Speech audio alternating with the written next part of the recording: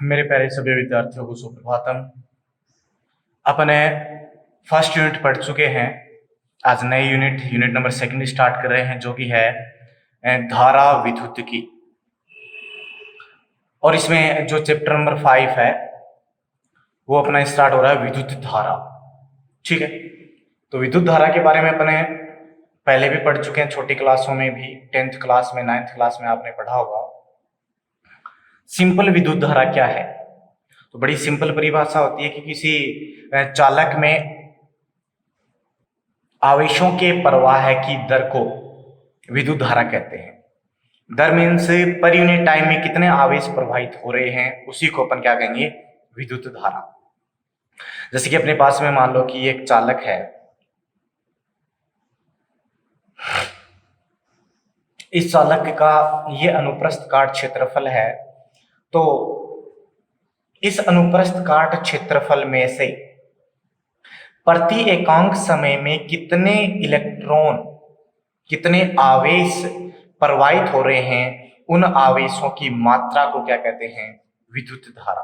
तो इसकी another definition अपन कह सकते हैं कि चालक के अनुप्रस्थ काट क्षेत्रफल से प्रति एकांक समय में प्रवाहित होने वाले आवेशों की मात्रा को विद्युत धारा कहते हैं।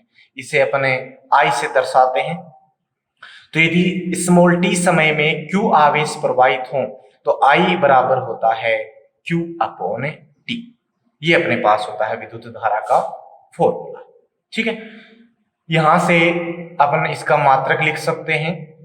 वैसे इसका मात्रक यहां से अगर देखें तो होगा कूलम पर सेकेंड, लेकिन ये मूलभूत राशि है जो अपने 11th क्लास में अपने पढ़ी थी। 7 मूलभूत राशियां होती हैं, उनमें से एक है विद्युत धारा।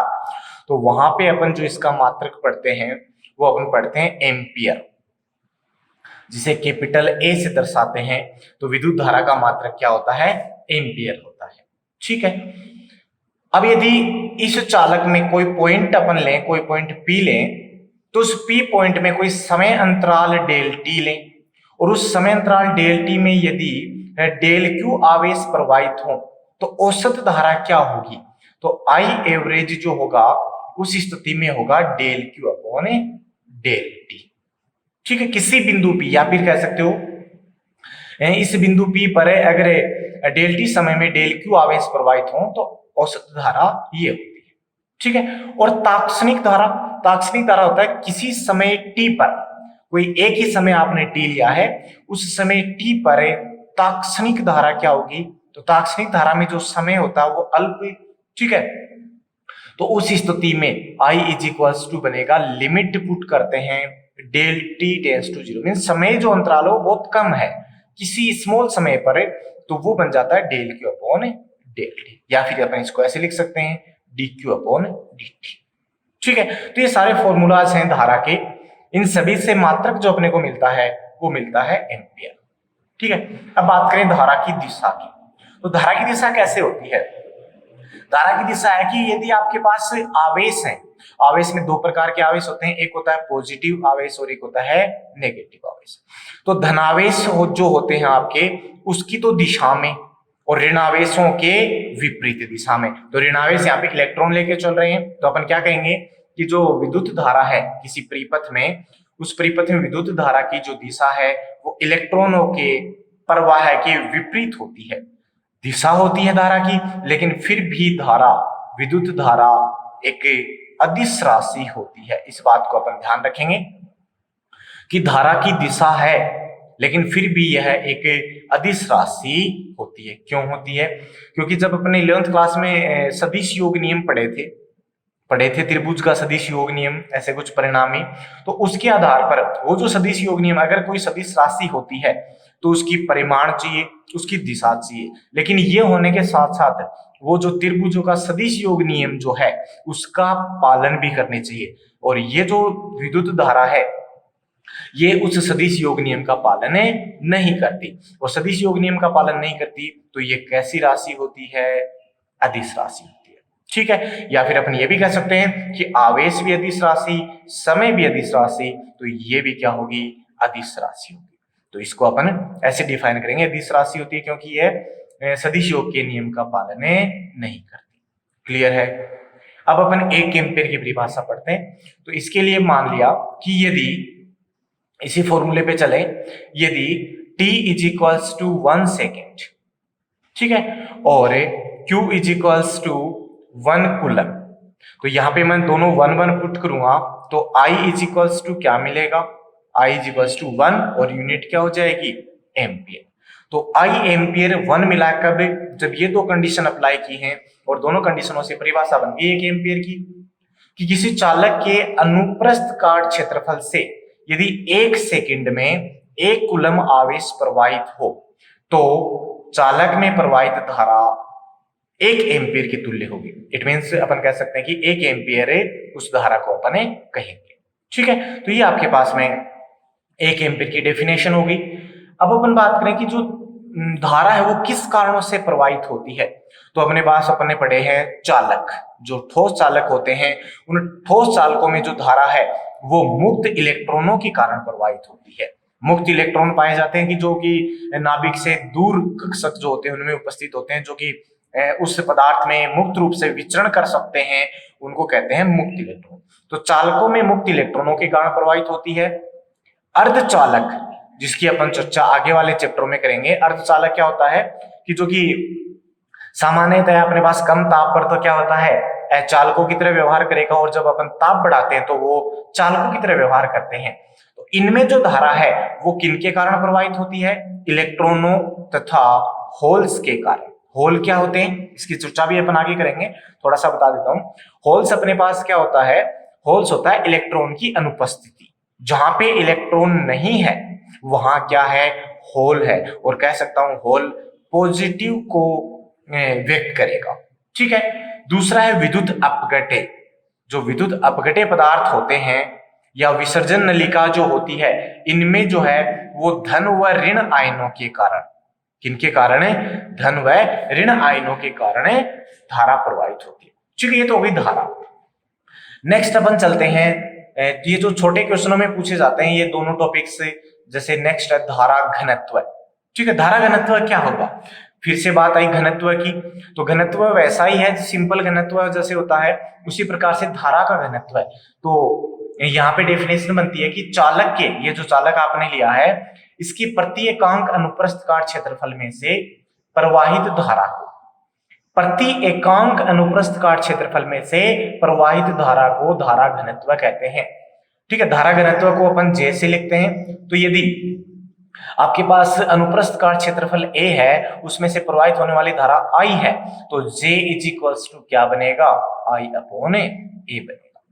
तो अगर मैं A को 1 मीटर स्क्वायर लेता हूं तो J बराबर क्या बना, I। ये डेफिनेशन अपने बोली है कि प्रति एकांक क्षेत्रफल से प्रवाहित होने वाली धारा को धारा घनत्व कहते हैं, ठीक है। मात्रक इसका भी लिख सकते हैं अपन। धारा का मात्रक क्या होता है, अभी अभी बताया, धारा का मात्रक होता है एम्पियर, क्षेत्रफल का मात्रक होता है मीटर स्क्वायर, तो इसका मात्रक होगा एम्पियर पर मीटर स्क्वायर, ठीक है।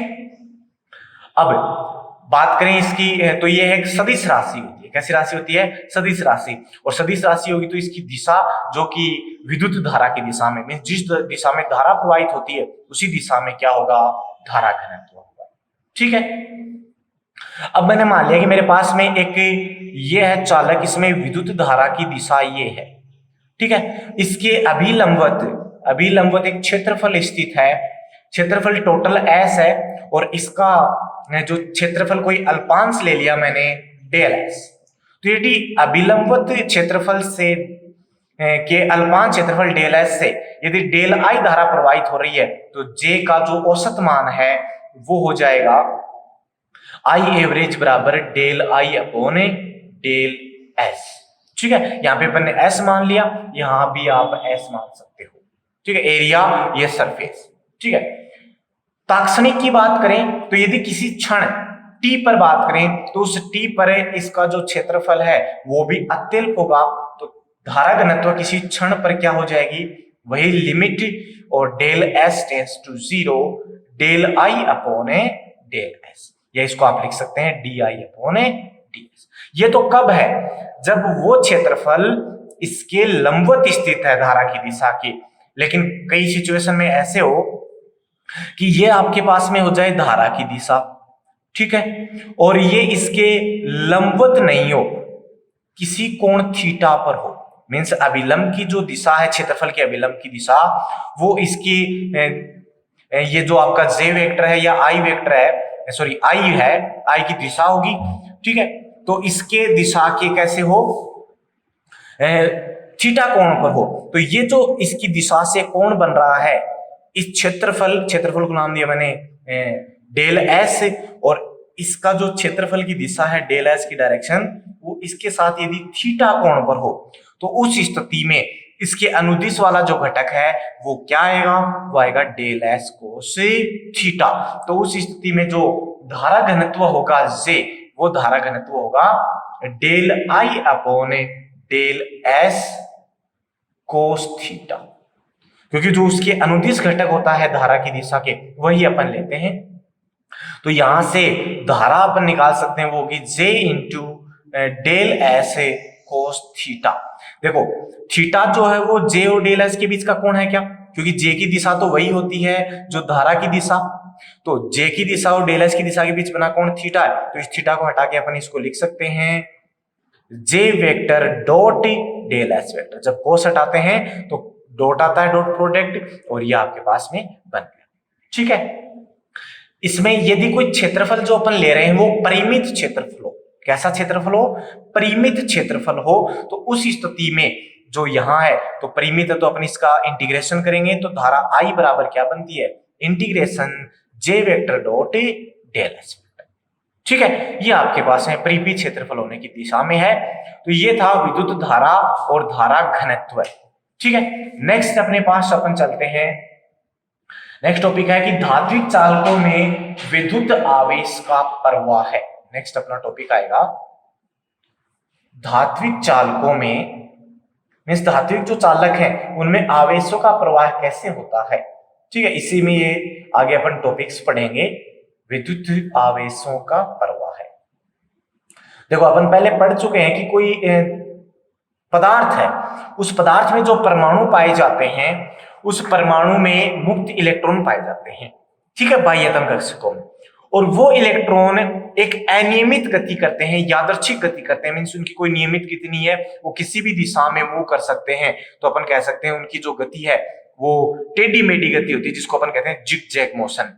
जैसे मान लो यहां से कोई इलेक्ट्रॉन था तो कभी इधर जाएगा, कभी इधर, कभी इस टाइप से, तो ऐसे वो गतिशील रहता है, इसको अपन कहते हैं जिग जैग मोशन, टेढ़ी मेढ़ी गति, ठीक है। इस स्थिति में अगर मैं बात करूं तो इस चालक में मुक्त इलेक्ट्रॉनों का जो औसत वेग है, औसत वेग वो 0 होगा, क्योंकि वेग आपके पास में सदिश राशि तो कभी इस दिशा में, तो उसी का कभी उसकी विपरीत दिशा में भी अपने को वेग मिलता है, तो उसका औसत वेग कितना होगा, 0। लेकिन जैसे ही अपन इस चालक पर, फिर से अपन एक चालक की कल्पना करें, इस चालक पर अपन क्या करें, विभवांतर आरोपित कर दें, इसका मतलब बैटरी से जोड़ दें, इसको क्या कर दें, बैटरी से जोड़ दें, तो इसके सिरों पर विभवांतर आरोपित करने पर इसमें एक विद्युत क्षेत्र, मींस इस सिरे पर तो आ जाता है प्लस, इस पर आ जाता है माइनस। तो उस स्थिति में एक विद्युत क्षेत्र उत्पन्न होता है, और विद्युत क्षेत्र उत्पन्न होने से जो मुक्त इलेक्ट्रॉन थे उनकी यादृच्छिक गति तो होती है, साथ ही उनकी गति एक निश्चित दिशा में हो जाती है, क्योंकि इलेक्ट्रॉन किस दिशा में जाएंगे, इलेक्ट्रॉनों पर ऋणावेश है तो वो धनावेशित की तरफ आकर्षित होंगे, मींस इस तरफ आकर्षित होते हैं, ठीक है। इस तरफ भी वो अपनी एक गति करने लगते हैं, जिसके परिणाम स्वरूप उनका जो औसत वेग है वो शून्य नहीं होता, और औसत वेग शून्य नहीं होता तो उस स्थिति में उसमें से विद्युत धारा प्रवाहित होने लगती है।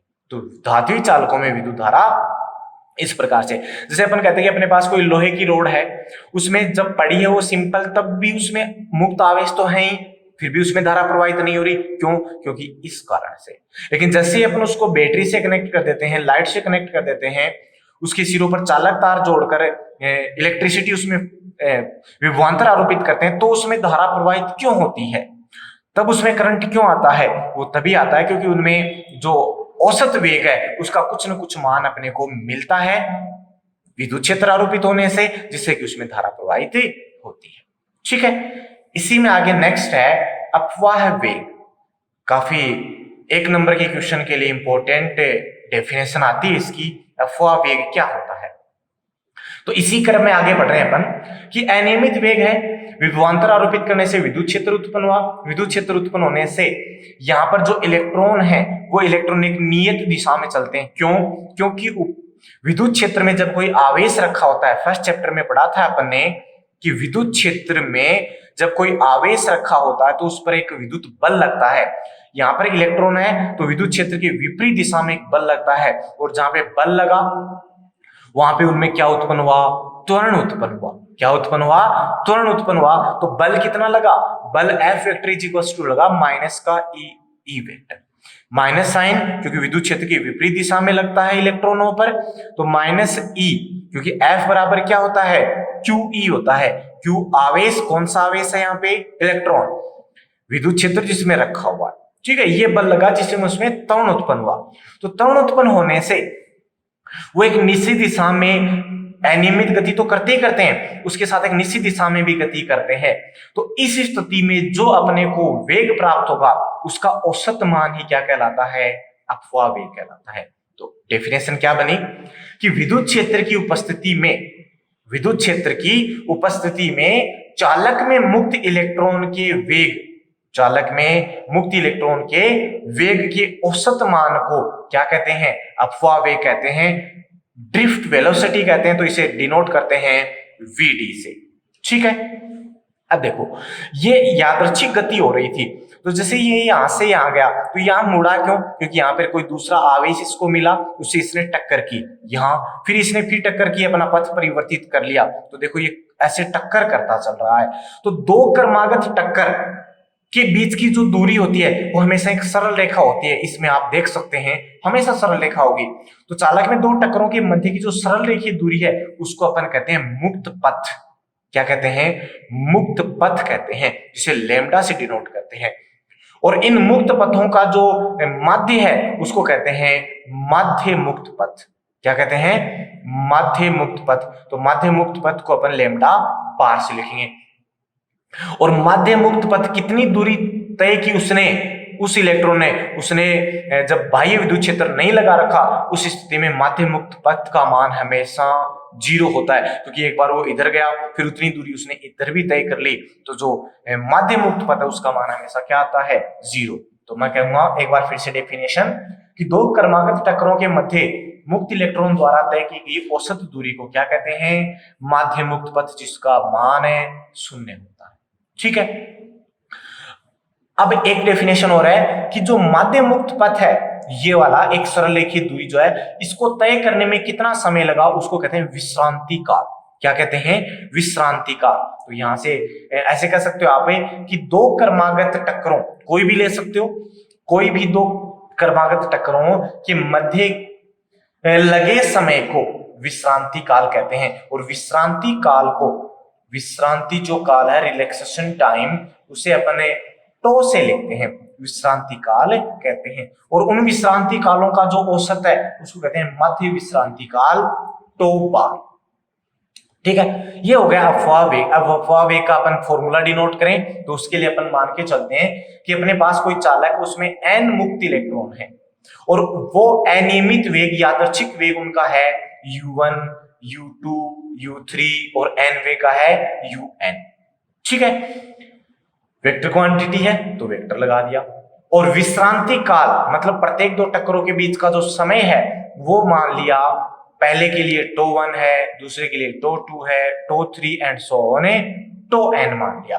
तो उस स्थिति में अपवाह वेग की परिभाषा क्या थी कि सभी वेगों का औसत मान। तो पहले कण के लिए वेग गति की समीकरण पढ़ी हुई अपनी, v = u + at, पढ़ी हुई 11th क्लास में। v वेग, u प्रारंभिक वेग आपके पास में, a होता है त्वरण और t होता है वो समय जो लिया जाता है उस वेग में। तो इसके अनुसार अपने vd लिखते हैं।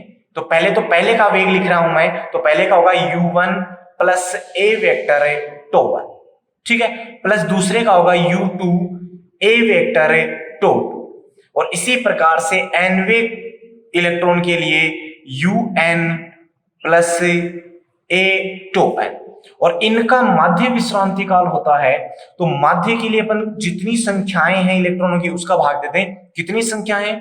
n मान के चले थे, तो n का मैंने इसमें भाग दे दिया, तो ये क्या बन गया, ये बन गया इसका जो अफवाह वेग है।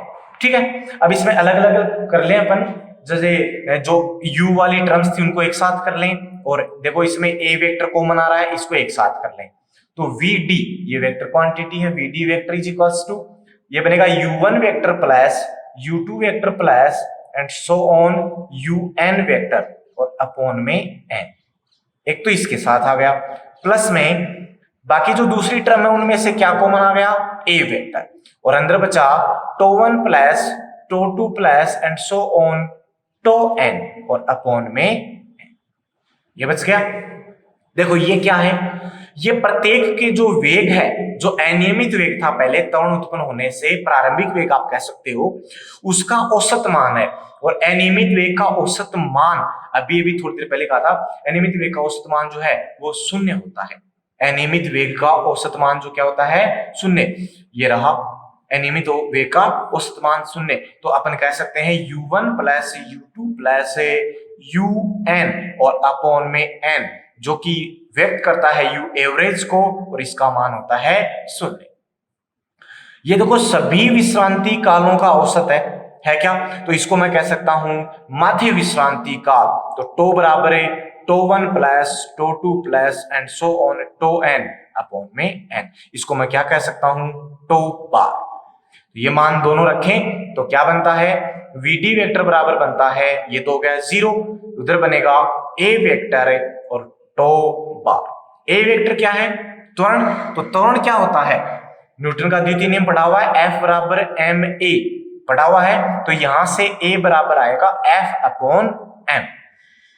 यहां पे त्वरण की बात चल रही है, तो त्वरण जो है वो बल और द्रव्यमान का अनुपात, तो यदि इलेक्ट्रॉनों का द्रव्यमान m है और उस पर लगने वाला विद्युत बल, ये लिखा अपन ने, ये रहा विद्युत बल कितना, माइनस ई वेक्टर, विपरीत दिशा में इसलिए नेगेटिव साइन है, तो यहां से कह सकते हैं कि विद्युत क्षेत्र की उपस्थिति में मुक्त इलेक्ट्रॉन में उत्पन्न त्वरण कितना होगा, minus E vector upon m। ये मान यहां रखा तो अपने को क्या मिल जाता है, अफवाह वेग मिल जाता है। क्या मिलेगा, अफवाह वेग vd vector is equals to minus E vector upon m और इनटू में टो। ये होता है अफवाह वेग का फॉर्मूला। तो डेफिनेशन याद रखनी है, फॉर्मूला याद रखना है। डेफिनेशन क्या होती है, एक बार रिपीट कर देता हूं कि विद्युत क्षेत्र की उपस्थिति में चालक में मुक्त इलेक्ट्रॉनों के वेग का जो औसत मान है उसे अफवाह वेग कहते हैं, और फॉर्मूला होता है vd से व्यक्त करते हैं, vd vector is equals to minus E vector upon m into tau bar, जहां पे vd है अफवाह वेग, माइनस चिन्ह इस अफवाह वेग की जो दिशा है वो विद्युत क्षेत्र की विपरीत व्यक्त करता है। ठीक है, क्योंकि विद्युत क्षेत्र की दिशा होती है प्लस से माइनस की ओर, और जो इलेक्ट्रॉन वो जाते हैं प्लस की ओर, माइनस से प्लस की ओर, तो विपरीत हो गई। ई इलेक्ट्रॉन का आवेश है, ये विद्युत क्षेत्र है, ये इलेक्ट्रॉन का आपके पास में द्रव्यमान है, और टो बार है माध्य विश्रांति का। तो ये आपका अफवाह वेग कंप्लीट होता है। ठीक है, अब इससे संबंधित आपके जो भी है नई यूनिट स्टार्ट हुई है, साथ साथ आप न्यूमेरिकल्स क्वेश्चन करते रहें। धन्यवाद।